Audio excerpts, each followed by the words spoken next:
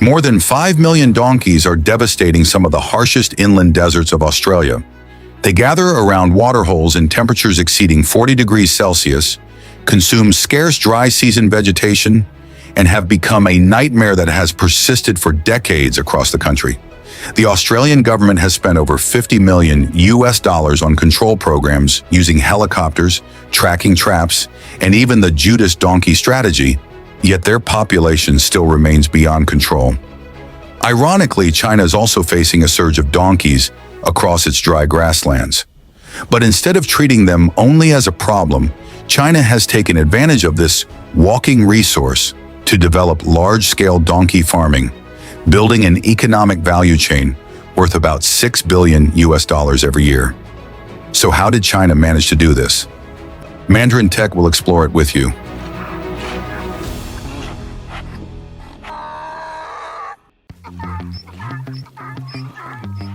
This crisis began in the mid-19th century, a time when settlers were still struggling to survive in one of the harshest arid regions on the planet. Horses and draft cattle quickly showed their limits under the extreme heat of Australia's interior. Camels had arrived relatively early, but it took many decades before they became the primary transport animals. At that stage, donkeys became an almost perfect choice. They were resilient, could tolerate thirst well, and were able to keep moving even when other livestock had to stop. From the 1850s, as gold rush towns expanded and transport routes pushed deeper into the desert interior, the number of imported donkeys increased rapidly.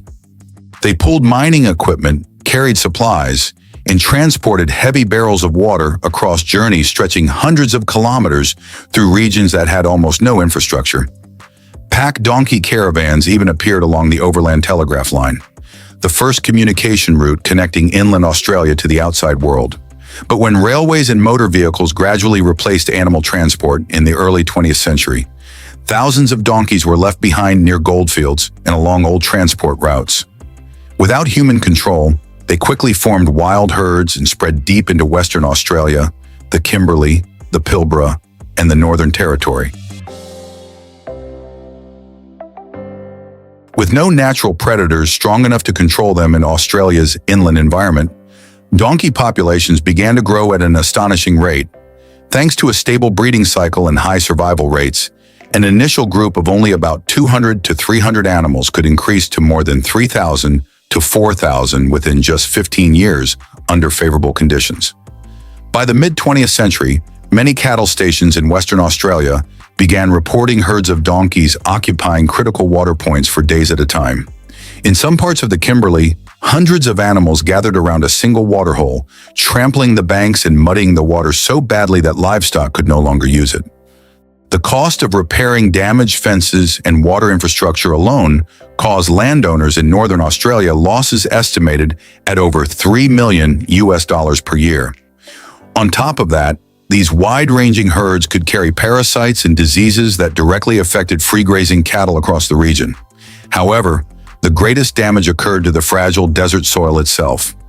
As thousands of donkeys repeatedly moved across the same areas, their hard hooves compacted the ground surface, reducing its ability to retain water after rainfall and accelerating erosion that could last for decades. The problem became increasingly serious, forcing Australia to launch some of the strongest control campaigns ever carried out across its inland deserts. Helicopters were deployed to track donkey herds, and in many operations, control teams were able to remove hundreds of animals per day across large areas. However, on a continent covering more than 7.6 million square kilometers, these efforts still felt like scooping water out of a desert. Since the late 1980s, Australia has applied the Judas donkey strategy in the Northern Territory, fitting a tracking device onto one animal and releasing it back into the herd to guide control teams to their targets. Thanks to this method, several campaigns in the Kimberley and the northern inland regions were able to remove 2,000 to 5,000 animals per operation. But this was still not enough to keep up with the population's reproduction and natural redistribution. The total cost has exceeded $50 million, and even a short reduction in control intensity allows new herds to quickly return. As a result, this struggle has gradually become a long-term management task.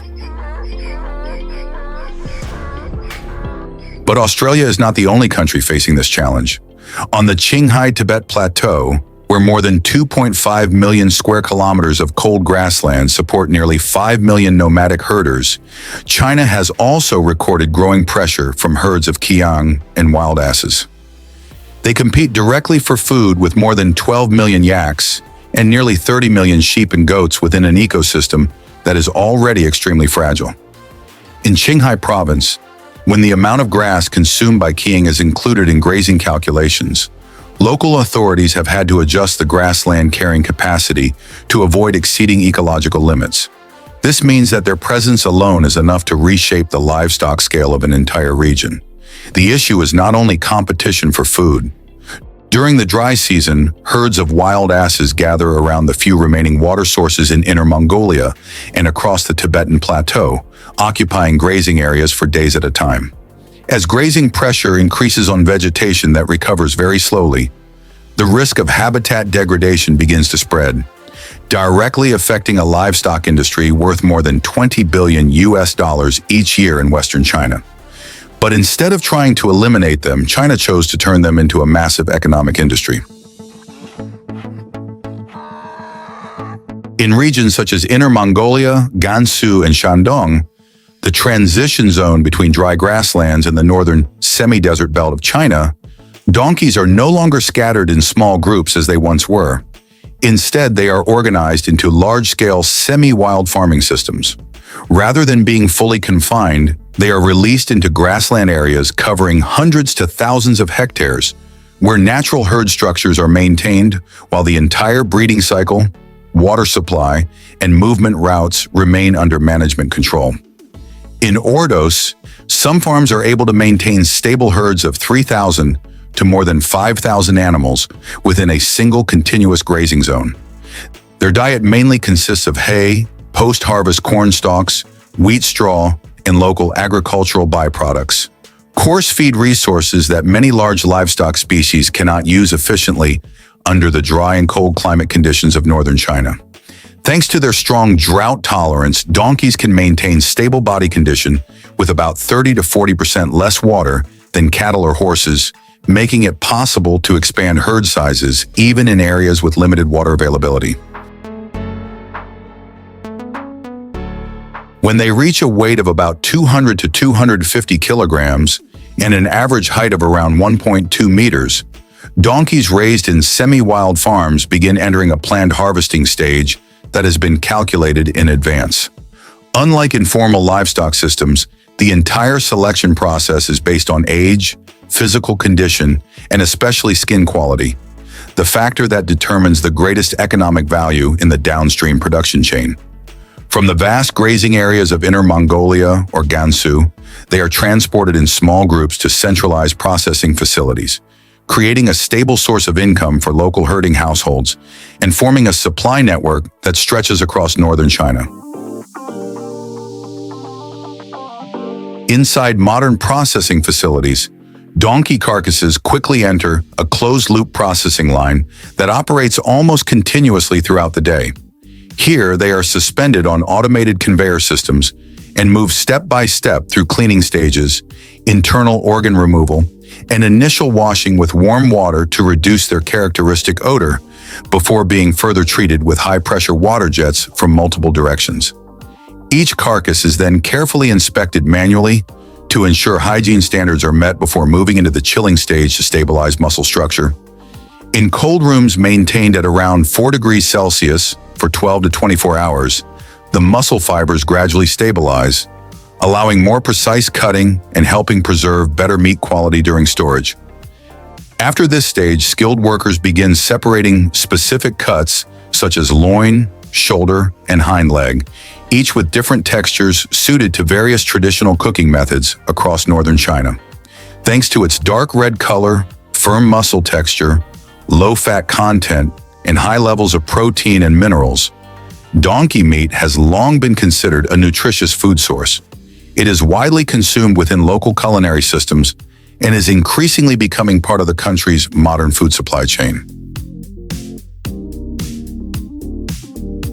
And then comes the most valuable part of the donkey, its thick, collagen-rich skin the factor that has transformed this seemingly ordinary animal into the center of a multi-billion-dollar industry each year in China.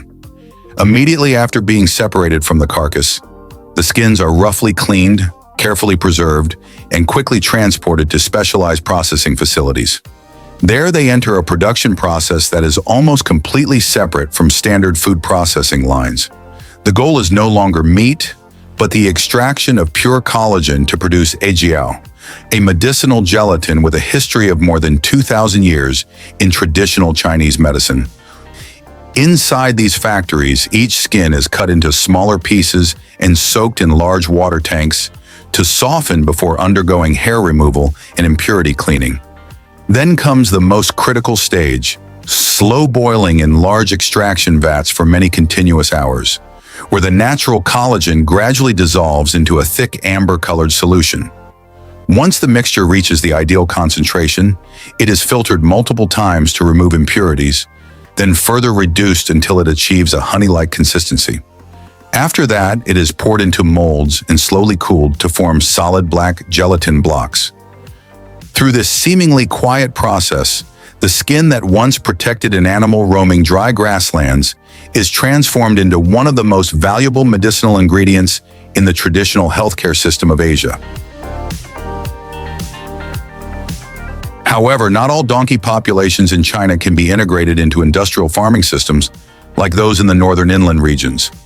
On the Qinghai Tibet Plateau and in some cold, dry western grasslands, Qiang and Mongolian wild asses are classified as nationally protected wildlife species. This means they are not allowed to be harvested for meat or incorporated into commercial production systems in the usual way.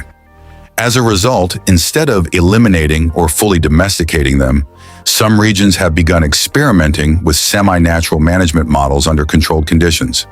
These efforts aim to reduce grazing competition with traditional livestock while still maintaining stable wild populations. In many cases, herds are also monitored during the breeding season and supported through managed mating in semi-wild environments, helping stabilize population structures and reduce resource conflicts during the dry season when food becomes scarce.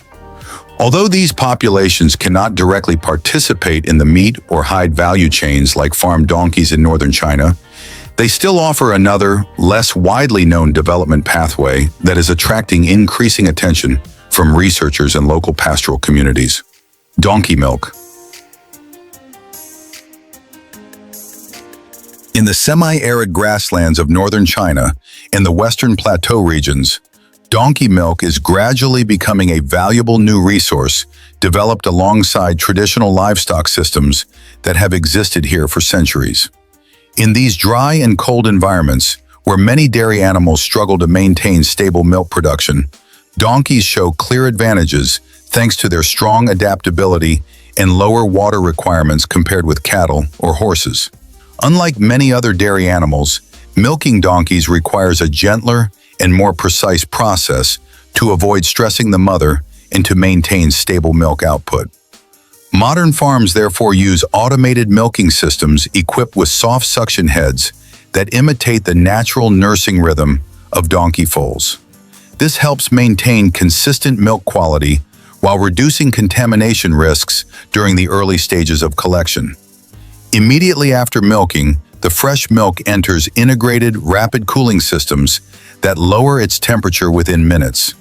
This step is essential because the nutrients in donkey milk are highly sensitive to environmental conditions. Rapid cooling helps prevent bacterial growth and preserves the natural protein structure and micronutrients. The milk then moves to modern pasteurization facilities, where temperature and processing time are carefully controlled to protect its light flavor and nutritional quality.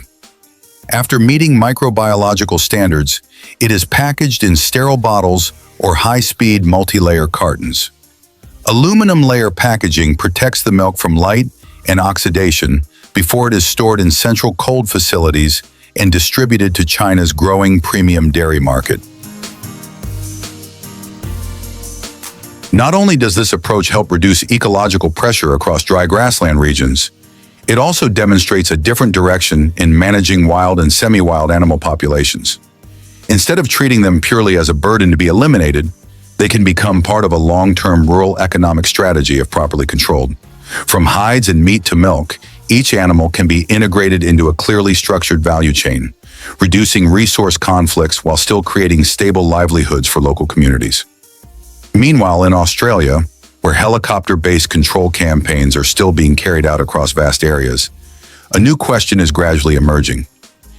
In the future, rather than viewing wild donkeys only as a species that must be controlled, could Australia discover a more sustainable utilization model based on the very herds that have lived on the continent for more than a century? From herds of donkeys once considered an ecological burden across the harsh deserts of Australia to becoming part of a multi-billion-dollar economic value chain in China, this story shows how humans can completely reshape the meaning of a species. In the modern world, sometimes the solution is not to eliminate nature, but to learn how to use it wisely and live alongside it more intelligently. If you'd like to continue exploring surprising stories like this, like and follow Mandarin Tech so you don't miss the next videos.